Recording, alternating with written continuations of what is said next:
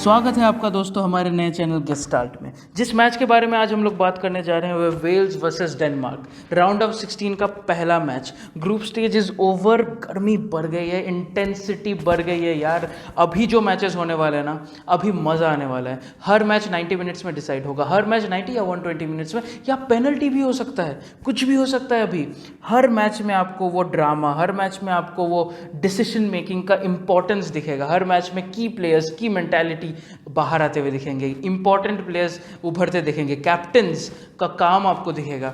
और यहीं पे फुटबॉल का मज़ा है कि हर match high intensity, high voltage, और बहुत मज़ा आने वाला है। उसी के साथ हम लोग भी जुड़े रहेंगे आपके साथ, हर एक मैच का detailed analysis, detailed hotspot analysis, detailed tactical board analysis, जो कि फैंटेसी फुटबॉल में पहली बार हो रहा है। तो मज़ा लीजिए इसका और लाइक शेयर सब्सक्राइब कर दीजिए। आगे बढ़ते हैं हॉटस्पॉट एनालिसिस में। तो आ गए हम लोग हॉटस्पॉट एनालिसिस में, और जो मैच के बारे में हम लोग बात करने जा रहे हैं वो वेल्स को लेके पहले हम लोग बात करते हैं। तो वेल्स में थोड़ी डिफिकल्टी है अंडरस्टैंडिंग की, क्योंकि लास्ट मैच जो वो लोग खेले थे against Italy, they were very defensive and they were just trying to counter Italy and make sure कि ज़्यादा गोल नहीं खाना है बस। तो that is not a proper depiction of Wales.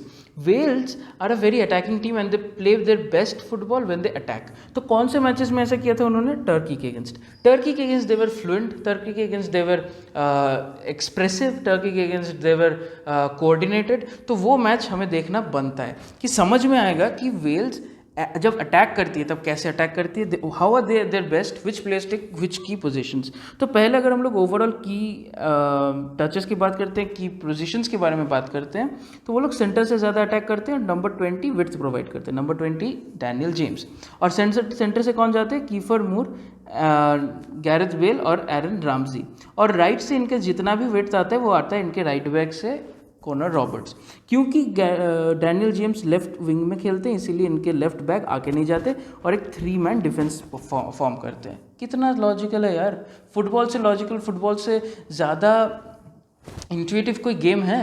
सब कुछ लॉजिकल है, पूरा मूवमेंट आपको दिख सकता है अगर आप थोड़ा सोचे तो, और उसके साथ मज़ा आता है यार। एक बार सोच लो, उसके बाद मैच देखो ना यार, मैच में क्या होता है देखो, और मज़ा आता है। तो चलते हैं सीधे पर्सनल हॉटस्पॉट में। पर्सनल हॉटस्पॉट में पहला बंदा अपना Daniel James. Why is Daniel James important? Because he gives an alternative to Wales attack. How does he give alternative to Wales attack? क्योंकि इनके अटैक में, वेल्स के अटैक में, when we think about Wales, सबसे पहले इनके जो बंदे याद आते हैं वो है गैरेथ बेल, इनके कैप्टन। और गैरेथ बेल अटैक करते कहाँ से? Around this region, centre to right. Okay, यहाँ से कट इन करना, यहाँ से कट इन करना, गोल मारना। बहुत ज़्यादा फ्लेक्सिबल इंसान है, कहीं पे भी घूम सकते हैं फॉर वेल्स। बट इसीलिए the alternative is Daniel James. Why I am saying that? Because ये इंपॉर्टेंट बनते हैं काउंटर अटैक में। काउंटर अटैक में ही attacks from the left wing with his space and dribbling skills, which is very important in a counter attacking person. और ये Manchester United के लिए खेलते हैं। उतना ज़्यादा चांस नहीं मिला है क्लब में, बट जितना चांस मिला है ही हैज़ परफॉर्म्ड। और वेल्स के लिए तो he performs all the time. तो उसके लिए यहाँ पे इंपॉर्टेंट बनता है कि हाँ, बंदा अपना कॉर्नर लेता है। अगर कॉर्नर लेता है तो चांसेस क्रिएट करता है, अगर चांसेस क्रिएट करता है तो असिस्ट के लिए इंपॉर्टेंट है। हाँ, असिस्ट के लिए इंपॉर्टेंट है।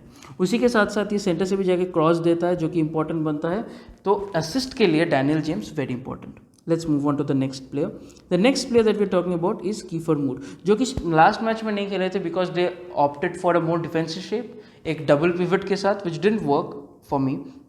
तो आज नेक्स्ट मैच में शायद लाइक अगेंस्ट डेनमार्क मुझे लगता है Kieffer Moore will be very important, because ये बंदा बहुत फ्लेक्सिबल है। देखो ना, क्योंकि इनके पास इतने सारे अटैकर्स हैं, in Aaron Ramsey, in Daniel James, in Gareth Bale, कि he Kieffer Moore, more than being a number 9 and box poacher, he becomes a false 9। He becomes a false 9। So what is false 9? A false 9 is जब एक बंदा, एक number 9 attacker, let's say someone like Kane, someone like Ronaldo, जो कि एक number 9 box पोचर है, तो defenders को पता रहता है कि भाई कुछ भी हो जाए इसको गार्ड करना है, ठीक है, इसको नहीं छोड़ना है। अब फॉल्स 9 क्या होता है? फॉल्स 9 ये होता है कि जब वही नंबर 9 ये वाला स्पेस छोड़ के यहीं पे आ जाए, जब वो बंदा मिडफील्ड में आ जाता है तो यहाँ पे जो डिफेंडर था वो पागल हो जाता है कि भाई कहाँ पे ये बंदा गया कहाँ, और अगर ये इधर चला गया तो क्या मैं इधर जाऊँ, और शायद वो गलती कर ले, शायद वो इधर इसको मार्क करने आ जाए, और अगर वो मार्क करने आ जाए तो बन जाती है स्पेस यहाँ पे फ्री स्पेस बन जाती है, जहाँ पे ये बंदा फिर नहीं रहता है। ये बंदा अगर यहाँ पे नहीं रहा तो ये फ्री स्पेस में कौन अटैक कर सकता है, ये फ्री स्पेस में अटैक कर सकता है नंबर 10 एरन रामजी, यहाँ पे अटैक कर सकता है गैरेथ बेल। तो Kieffer Moore becomes more important than goal scoring opportunities and goal scoring, he becomes more important in the overall movement of Wales. तो इसके पीछे आने से देन फाइंडिंग सम की पासेस, इसके असिस्ट स्कोरिंग चांसेस बढ़ जाते हैं। हाँ, देयर इज अ चांस कि अगर काउंटर अटैक हो रहा है तो Kieffer Moore scores a goal because he has a really good touch, and goal scoring भी इसका बहुत अच्छा है। लेकिन he is better when he plays as a false nine, Wales are better when he plays as a false nine. तो इसके assist scoring chances बढ़ते हैं, more importantly for Aaron Ramsey and Gareth Bale. तो उसके बारे में भी हम लोग बात करने वाले हैं।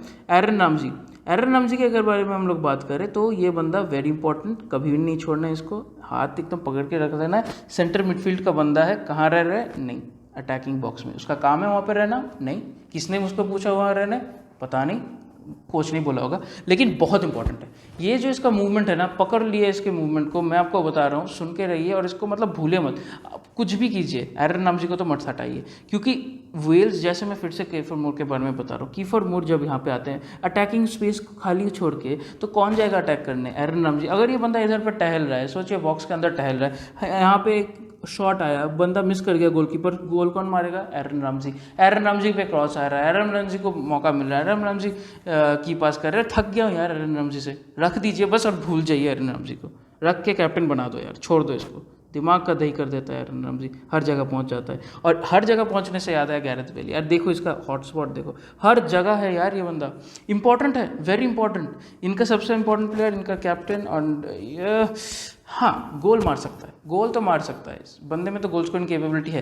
क्लिनिकली थोड़ा डिफिकल्ट चल रहा है इसका लास्ट 2 मैचेस से, पेनल्टी मिस करना, फिर एक क्लियर चांस मिस करना अगेंस्ट इटली, तो बंदे का कॉन्फिडेंस थोड़ा लो है when it comes to scoring, but हाँ ही इज क्रिएटिंग चांसेस, तो you can drop him for assist and goals, he becomes very important.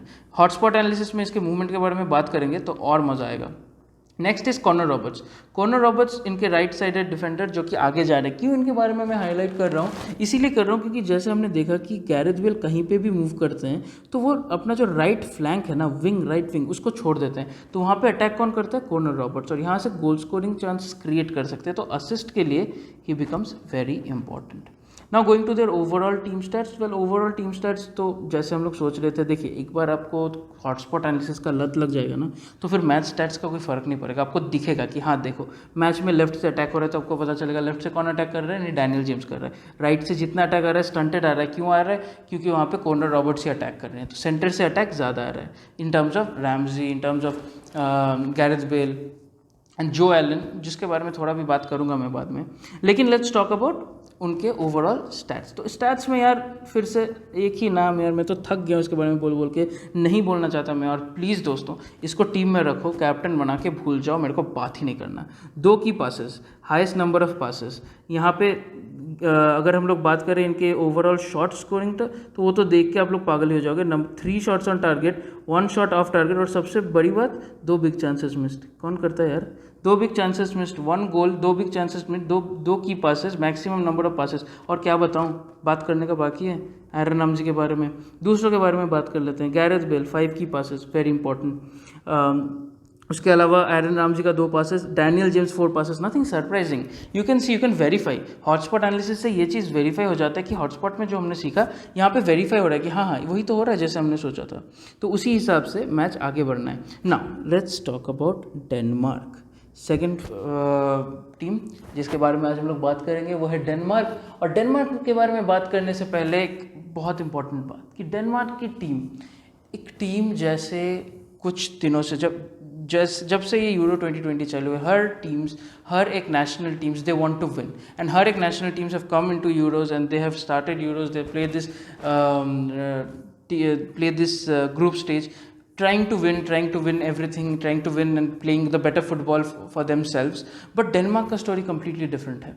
जैसा कि आपको पता चल रहा होगा कि the story of Christian Eriksen, the story of their best player, their captain, their number 10, the best player in the country, the most loved player in the country, जब वो बंदा गिर जाता है फ्लोर में, he collapses in front of his teammates, and then to see his teammates in tears, वो एक बहुत बड़ा झटका होता है हर एक टीम को, और दे वर स्पीकिंग अबाउट इट कि बहुत ही जल्दी ना फुटबॉल सेकेंडरी बन जाता है, and all you think about is if the person is fine, if his family is fine, if everything is okay.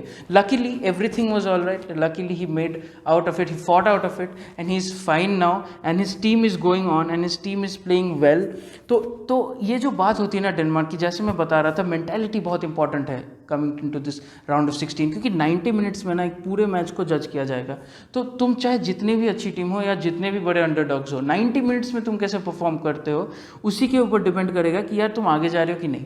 और सबसे इंपॉर्टेंट जो बात होता है ना इस 90 मिनट्स में, वो है मेंटालिटी, जो कि डेनमार्क में है। क्यों है? लास्ट कुछ मैचेस से हम लोग को देखने को आया कि जब when each and every teammate went through that experience, each and every footballing staff went through that experience, उसके बाद they had to come after 2 hours and they continued that match against Finland. They lost that match against Finland, they lost their match against Belgium even after taking the lead, but Belgium के against ना उनका एक fight दिख रहा था, because they wanted to fight for Eriksen, they wanted to fight for him, they wanted to win this match for him, they couldn't. तो क्या हुआ, रशिया के against they went into the match, they had to win by a lot goals, and they did. They won by 4-1, showing exceptional mentality. And जो एक feeling होती है ना crowd को, पूरे देश को, हर एक सपोर्टर, हर एक प्लेयर, हर एक स्टाफ में, वो एक बहुत ही कंटेजियस फीलिंग है यार। वो जो फील आता है कि यार it's not about football, it's about having fun, it's about having fun, it's about having fun for our player, it's about having fun for our captain and making him feel better. उनके लिए खेल रहा हूँ मैं आज, उनके लिए मैं जीतने की कोशिश कर रहा हूँ, और वही सब कुछ है कि जब एक टीम, चाहे बड़ी टीम हो या छोटी टीम हो, जब वो डिसाइड करती है कि मुझे मज़ा लेके खेलना है, तो फिर गेम में जो इंटेंसिटी आ जाती है, गेम में जो फ्लेयर आ जाती है यार, अलग ही। डैम्सगार्ड जैसा एक यंगस्टर अभी खुल के एक्सप्लोर कर रहा है, एक्सपीरियंस कर रहा है अपने गेम को। कैसे? बिकॉज ऑफ दिस सिचुएशन कि everyone is confident and everyone बोल रहा है कि छोटे तू जा, तू एक्सप्रेस कर अपने आप को। और वही चीज़ है डेनमार्क का। Denmark is expressing themselves and no one wants to face them. Denmark ऐसी टीम बन चुकी है अभी, no one wants to face them because they have nothing to lose, everything is positive for them, everything for the supporters is now a positive. कुछ भी हो जाए it's a positive. तो इसीलिए let's go into this match thinking, keeping this in our mind कि Denmark will be fighting like there is nothing to lose, right. तो बहुत important player जो बनते हैं अपने आज के एनालिसिस में मेरे लिए, वो है नंबर 9 इनके, that is Martin Braithwaite. Call me biased because of FC Barcelona, but ठीक है, मेरे को चलेगा, आप बोल लो जो बोलना है, लेकिन जब ये गोल मारेगा ना तब भी मेरे को आके थैंक्स थोड़ा बता देना, लाइक शेयर सब्सक्राइब ज़रूर कर देना, क्योंकि ये बंदा मुझे लगता है बहुत इंपॉर्टेंट होने वाला है। लास्ट कुछ मैचेस से झलक मिल रहा है इसको, झलक दिखला जा, एक बार आ जा, एक बार क्या 2 बार गोल मार देगा ये बंदा, मैं बता रहा हूँ। और इसको रखना बहुत इंपॉर्टेंट बन रहा है, क्यों, आगे बताते हैं। उसके साथ साथ इसके बारे, अगर ओवरऑल टीम के बारे में देखें तो सेंट्रल अटैकर है और विंग से विड्थ इनको आता है, जो 2 विंगर्स है उनसे विड्थ आता है, जिसके बारे में हम लोग टैक्टिकल बोर्ड एनालिसिस में भी बात करने वाले हैं। पर्सनल हॉटस्पॉट में अगर बात करें तो मार्टिन ब्रेथवेट पहला बंदा, क्यों रखा हूँ फिर से बायस, लेकिन कुछ नहीं यार, रख लो इसको। ये बंदा जो सेंटर में नहीं खेल रहा है ना अभी, जब ये सेंटर में आ जाएगा ना तब ये गोल मार देगा यार, ये बहुत इंपॉर्टेंट है, इसको रख के चलो। कैप्टन नहीं भी बनाओ, परसेंटेज कम होगा इसका, तो रख के चलना ज़रूर। डैम्सगार्ड, जिसके बारे में बात कर रहा था, यंगस्टर है लेकिन एक्सप्रेस कर रहा है अपने आप को। लास्ट मैच में यहाँ से गोल स्कोर किया था विदाउट एनी बैकलिफ्ट, खड़ा हुआ प्रिसीशन से गोल मार दिया बंदा। He is very good when it comes to dribbling across players and going forward, is very good when it comes to linking passes, footwork बहुत अच्छा है, तो असिस्ट कर सकता है। गोल स्कोर का चांस है लेकिन असिस्ट का चांस ज़्यादा है, तो उस हिसाब से इसको लेके चलिए। अभी एक बंदा जिसको लेके मेरे को थोड़ा डाउट है, बाद में डांटना मत, बट सुन लो पूरी बात। पोल्सन लास्ट 2 मैचेस में 2 गोल स्कोर किया, तो ऑब्वियसली इसके अगेंस्ट कुछ बोलना बहुत बुरी बात होगी। बेल्जियम के अगेंस्ट, रशिया के अगेंस्ट अगर बंदा स्कोर कर रहा है तो दम है श्योर, लेकिन दोनों बार अगर आप इसके गोल को जाके रिवॉच करोगे तो दोनों गोल्स इसके came out of defensive errors of the opponents. तो मुझे ना इस पर बहुत ज़्यादा भरोसा नहीं आ रहा है, क्योंकि इसका काम है डिफेंसिव प्ले को ब्रेक करके बॉल आगे ले जाना, तो फिर शायद मैं इसको छोड़ के जाऊँ। आप देखिए क्या करना है, बट मुझे लगता है कि इसको छोड़ के आज जाना बहुत इंपॉर्टेंट होगा, क्योंकि अपने को ऊपर स्ट्राइकर्स में स्पेस चाहिए। किसके लिए? Martin Braithwaite, just saying. जो भी हो, आगे बढ़ते हैं।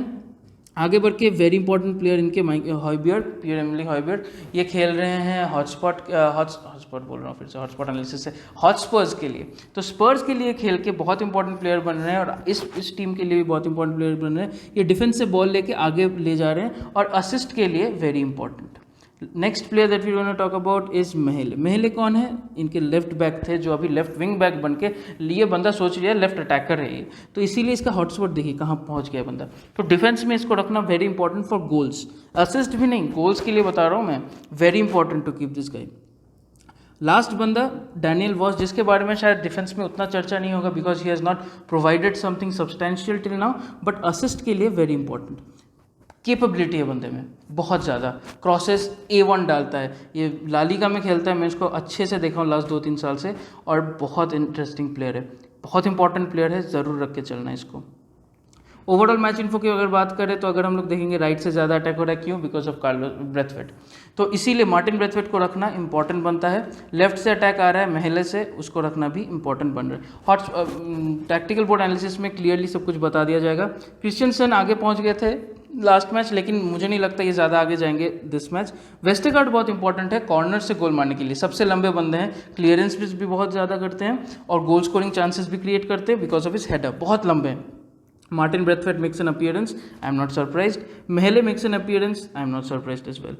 तो उनके जो ओवरऑल शॉट्स ऑन टारगेट है उनको देख के आगे बढ़ते हैं। पॉज करके देख लीजिएगा, अगर थोड़ा भी मिस्टेक हो रहा है कहीं पे तो वो आगे हो जाएगा। क्रिश्चियनसन का 2 टैकल्स 4 क्लियरेंसेज वेरी इंपॉर्टेंट, और वेस्टरगार्ड के बारे में बात कर रहा था, 3 interceptions 4 clearances and goal scoring opportunities. अगर आपको किसी को गोल डिफेंडर को लेकर आगे बढ़ना है as a captain, Vestergaard is very important. बहुत इंपॉर्टेंट बात याद आ गई। Part 3 of this video will come out which will discuss कैसे हर एक टीम में कैसे फॉर्मेशन चूज करते हैं इनसाइड अ ड्रीम 11 टीम, कौन से प्लेयर्स को लेना पड़ता है, कौन से मिडफील्डर्स कौन से डिफेंडर्स होते हैं for each narrative, very important, I will talk about it. आगे देखते रहिए, लाइक शेयर सब्सक्राइब जरूर कर देना।